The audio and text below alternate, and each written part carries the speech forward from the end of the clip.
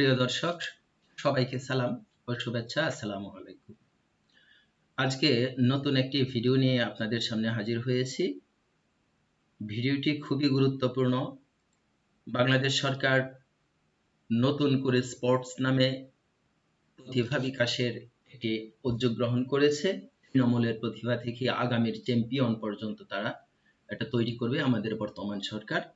তো এটা নিয়ে ভিডিওটা এখানে নিবন্ধন শুরু হয়েছে, অর্থাৎ রেজিস্ট্রেশন শুরু হয়েছে। রেজিস্ট্রেশনটি আমরা কিভাবে করব তা আপনাদেরকে দেখিয়ে দিব। তো চলুন দেখা যাক কিভাবে এই নিবন্ধন করা যায়। আমরা প্রথমেই ক্রোম ব্রাউজারে চলে যাব। ক্রোম ব্রাউজারে গিয়ে লিখব নতুন করে স্পোর্টস রেজিস্ট্রেশন। এটা না লিখলে হবে, নতুন করে স্পোর্টস লিখে আমরা সার্চ করব।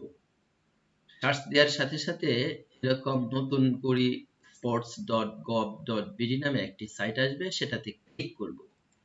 ক্লিক করলাম, আমাকে নিয়ে যাবে সেই সাইটটিতে।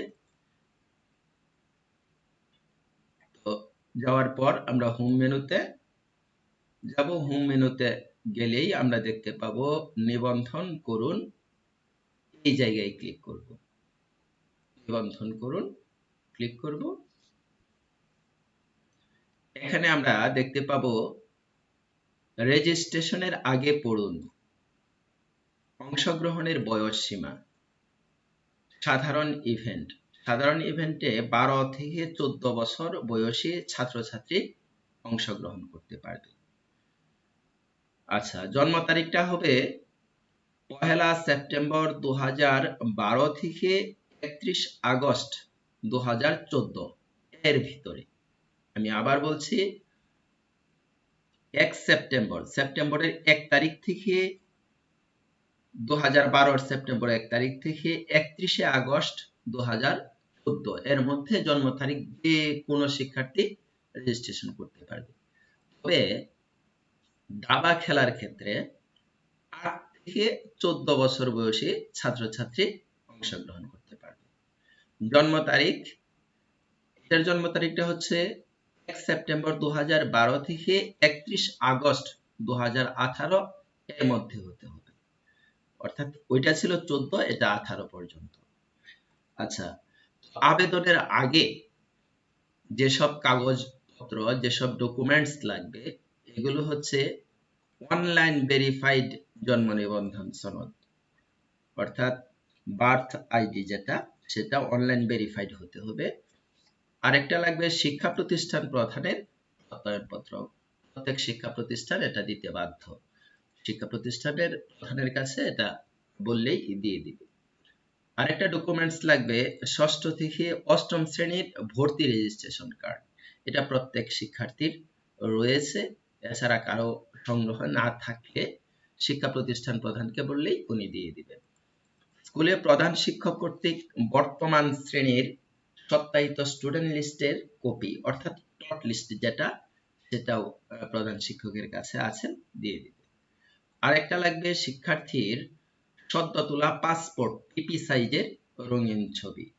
তো এইগুলো যদি সব ঠিকঠাক থাকে, তাহলে এখানে লেখা আছে বুঝেছি এগিয়ে যান, এই লেখাটাই ক্লিক করব। ব্যাস, আমাকে নতুন একটি ইন্টারফেসে নিয়ে আসবে। নতুন করে স্পোর্টস 2027 এই লেখাটি আসবে। এখানে আমরা দেখতে পাবো অনলাইন ফরম নির্দেশিকা। এটিতে ক্লিক করলে আমরা কিভাবে আবেদনটি করব সেটা দেখতে পাবো। এখানে সব কিছুর নির্দেশিকা সুন্দর করে দেয়া রয়েছে। ব্যক্তিগত তথ্য, ছবি আপলোড, কাগজপত্র জমা, ঠিকানা নির্বাচন, ইভেন্ট ও জমা। এরপরে ব্যক্তিগত তথ্যের মধ্যে খেলোয়াড়ের নাম, বাংলা ও ইংরেজি জন্ম নিবন্ধন নম্বর, জন্ম তারিখ, লিঙ্গ, পিতামাতার নাম, অভিভাবকের নাম, এনআইডি, এগুলো। এরপরে ছবিটা, যে ছবিটা ছিল সেই ছবিটা আপলোড করতে হবে।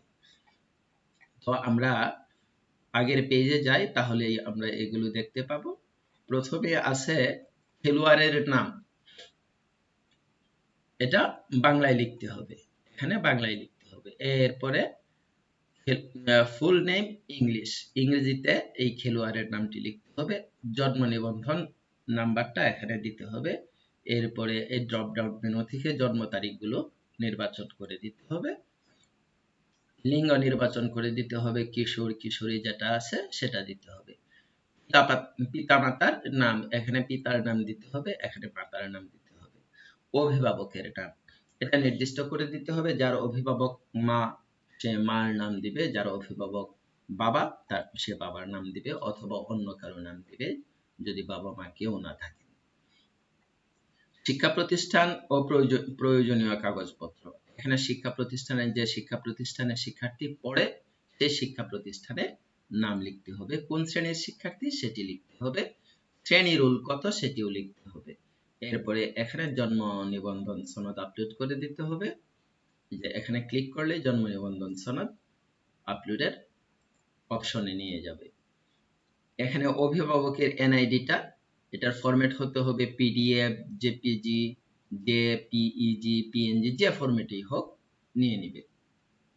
প্রতিষ্ঠান প্রধানের প্রত্যয়নপত্র, এগুলো পিডিএফ আকারে দিলে ভালো, ছবিটা জেপিজি আকারে দেওয়াই ভালো। ষষ্ঠ বা অষ্টম শ্রেণীর ভর্তি রেজিস্ট্রেশন কার্ড, যে ভর্তির সময় যে রেজিস্ট্রেশন বোর্ড থেকে যে রেজিস্ট্রেশন কার্ড ছিল সেই কার্ডটি এখানে আপলোড করতে হবে। এরপরে বর্তমান শ্রেণীর সত্যায়িত স্টুডেন্ট লিস্টের কপি, এটা সত্যায়িত করে দিবেন শিক্ষা প্রতিষ্ঠান প্রধান। এখানে স্থায়ী ঠিকানা দিতে হবে, স্থায়ী ঠিকানা দিয়ে দিতে হবে, যেমন ময়মনসিংহ দিলাম বিভাগের নাম, এরপরে জেলা দিলাম ময়মনসিংহ, এরপরে উপজেলা দিলাম তারাকান্দা উপজেলা। এরপরে এখানে ড্রপ ডাউনে চলে আসবে আমাদের 10টি ইউনিয়ন, এখান থেকে দিয়ে দিলাম একটি ইউনিয়ন। স্থায়ী ঠিকানা, খেলার স্থান, এই দুটি যদি একই হয় তাহলে এটা দিয়ে দিতে হবে, যেহেতু ইউনিয়ন পর্যায় থেকে যাবে।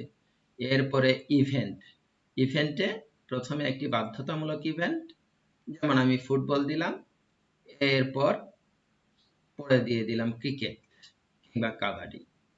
তো এখানে ক্লিক করার সাথে সাথেই আবেদন জমা হয়ে যাবে, সংরক্ষণ হয়ে যাবে। এরপর এগুলো প্রিন্ট নেওয়া যাবে। আবেদনের এই যে এখানে গেলে আবেদনের বর্তমান অবস্থা, আবেদন চেক করুন, রেজিস্ট্রেশন জন্ম নিবন্ধন নাম্বারটা দিলেই সার্চ করলে আবেদনটি চলে আসবে।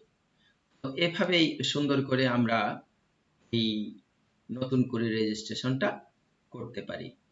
তো যদি কোনো কোশ্চেন থাকে অবশ্যই আপনারা সেটা করবেন। ভালো থাকুন, সুস্থ থাকুন।